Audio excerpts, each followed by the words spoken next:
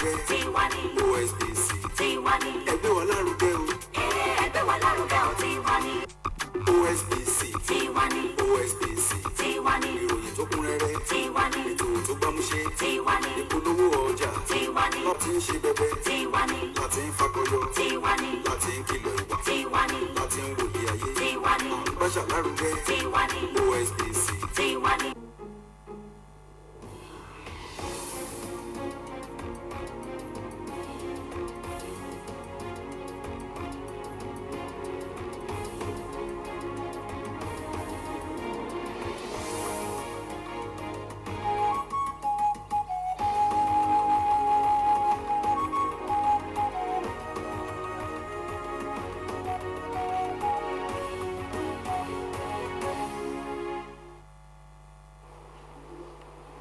Good afternoon, the State News. I am Hadiza Bala. As Osun State closed 3 years, Nafisat Oyedele in this report beams a searchlight on the education sector since the creation of the state.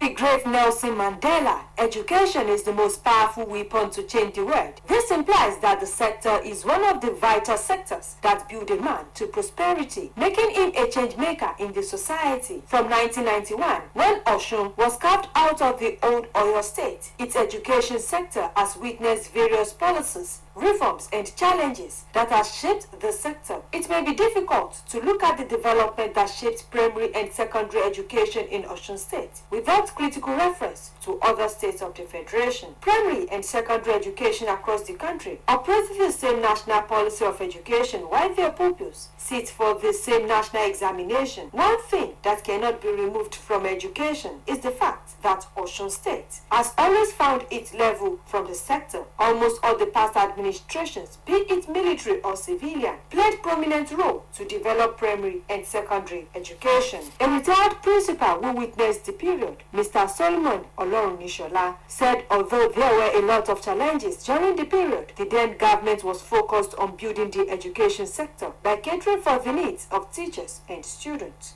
Government throughout the years, from one government to another, we have improvements.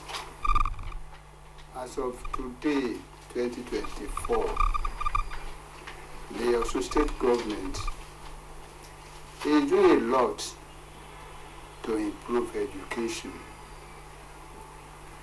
Talk about the teachers.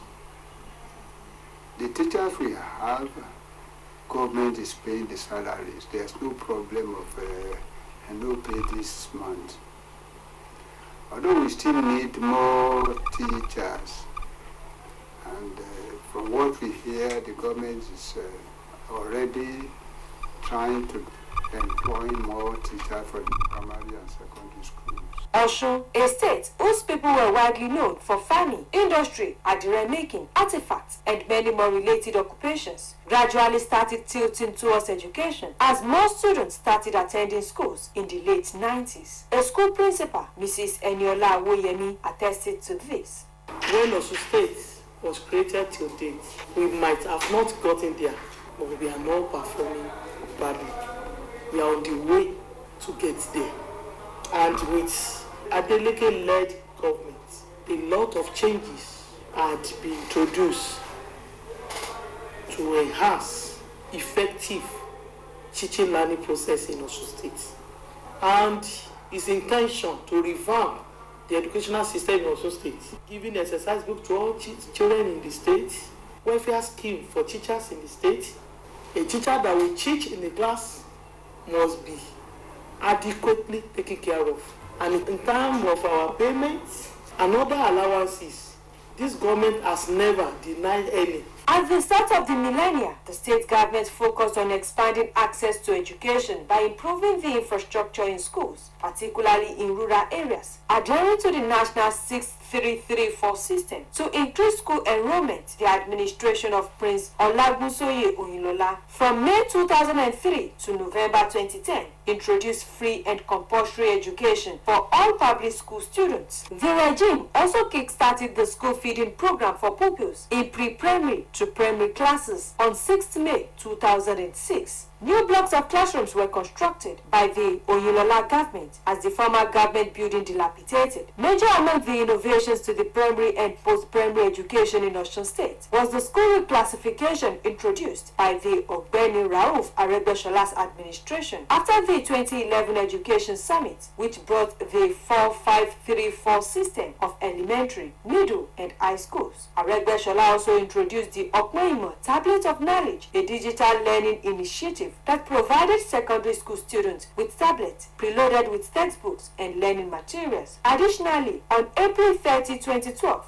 the school feeding program was rechristened Osun Elementary School Feeding and Health Program, all meals, and it captured primary 1 to 4 pupils in the then elementary schools. The Aregbesol's government brought the idea of structures that look like the Senate buildings of universities, while the environment of public primary schools was fashioned after private nursery schools with swings and other kindergarten toys. His successor, Alhaji Gboyega Oyetola-led administration, limited the school feeding program to pupils from primary 1 to 3, reversed Aregbesol's reclassification policy, abolishment of single uniform policy, as well as the return of the name of schools to its traditional names before his predecessor took over. Since Governor Ademola Adeleke took over in November 2022, various reforms have been put in place by the administration. Top on its policy drive are the recommendations of the 2023 Education Summit, which adopted the gains of past government as well as fresh ideas to improve on the policy somersaults. We have seen progress in the education sector with the renovation of schools across the state, active support for students, population. Osun State has continued to evolve, becoming a model for other states in the Federation. Recently, Osun State has ranked one of the states with high number of children in schools in the Federation. Permanent Secretary, Ministry of Education, Mr. Muritala Adeleke, stated the commitment of the state government to increasing the zeal of pupils in getting basic education. Osun State has gone through thick and thin in terms of education. But under the administration of the governor, he has ensured that education in the state is taken to a high level. The development witnessed in the state in areas of infrastructure, health was also noticed in the state primary and secondary education. It cannot be right to say the education sector of 1991, when Osun State was created, is the same as today. Nafisat Oyedele, reporting for OSBC News. Wife of Osun State Governor Chief Mrs. Titilola Adeleke has assured that the state government, under the leadership of her husband, will continue to enhance the effective performance of the state broadcasting outfit, OSBC. Mrs. Adeleke stated this in her address at this year's edition of the program day organized by the program department of the radio arm of the media conglomerate Adeleke, Osogbo. Here is the report as presented from our studios.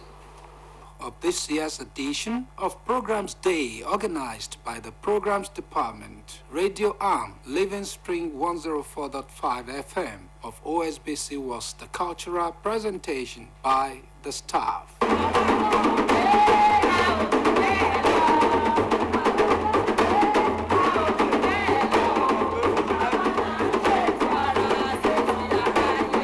Speaking on the occasion, wife of Osun State Governor, Chief Mrs. Titilola Adeleke, acknowledged the professionalism that always accompany presentation on the channels of the state broadcast outfit. Osun First Lady, who was represented by the wife of the Speaker of the State House of Assembly, Mrs. Monsurat Egbedun, disclosed that she and her husband are admirers of OSBC, as she commended the management and staff for sensitizing the people on the developmental strides of the present administration in the state. I especially acknowledge the management of OSBC for their relentless work, which has impacted in the development of the states and remain a very vocal amplifier of the current good governance being enjoyed in Osun State. In In his lecture titled Insecurity and Effect on Agriculture, a University Don, Dr. Taiwo Akonde advocated effective measures against insecurity, just as he stressed the need to emphasize on climate resilience crops to ensure adequate food production. In the separate remarks, the Olufon of Ifonrolu, Oba Peter Uluwole, and the Owa of Igbajo, Oba Ademola Makinde, who were royal fathers of the day, lauded OSBC for adequate emphasis on culture and tradition, just as they used the forum to raise people's consciousness about security in their environments. In her remark, Permanent Secretary OIRS, Mrs. Dosi Abimbola commended the organizers as she called for support for the present administration, particularly in the area of tax obligations. Speaking on behalf of the Chief Host and the Director General OSBC, Mrs. Jolade Barola, the General Manager, Living Spring FM, Mr. Babatunde Okotomi, explained the nature of broadcasting, just as he appreciated the guest for honoring the invitations. Earlier in her remark, Director of Programs of the radio stations, Mrs. Dupe Akinyemi, stated that the hallmark of this year's program day was to honor the sponsors on the radio channel. The event, which featured presentation of awards to individuals and corporate sponsors, was witnessed by dignitaries, including the wife of the Deputy Speaker, Mrs. Fatima Oyewusi, who was part of delegation of the First Lady. The Olowo of Kuta Kingdom, Oba Adekunle Oyelude Makama, has endorsed the 2024 edition of the Pen Week of the Nigeria Union of Journalists, OSBC Chapel, holding later this month. Oba Oyelude made these endorsements in his palace while receiving the NUJ OSBC Chapel executives, who paid him a courtesy visit. The traditional ruler who showered his royal blessings on the team and NUJ family at large pledged to be physically present at the grand finale of the week-long event scheduled to hold at the OSBC conglomerate headquarters, Ile Awiye Okebale, Osogbo. Earlier, the chairman, NUJ OSBC Chapel, Comrade Lateef Agboola, had told the Olowo of Kuta Kingdom that the visit was imperative because of the strategic role of Oba Oyelude Makama as the life patron of the union and the need to seek royal blessings. Comrade Agboola was flanked by the vice chairman, Comrade Olawumi Olaniyi, the financial secretary, Comrade Sijuade Adeshino, and the assistant secretary, Comrade Oladapo Oyetunji. He explained that the Pen Week would be ushered in with Sunday service on 22nd of this month, to be followed by the opening event alongside free medical checkup for the staff on Monday 23rd, while the grand finale, tagged Ancestors Day, would feature awards presentation on Thursday 26th, to be rounded off with Thanksgiving Jumat service the following day. That ends the state news on OSBC TV. Join us at 5 for the evening news. Good afternoon.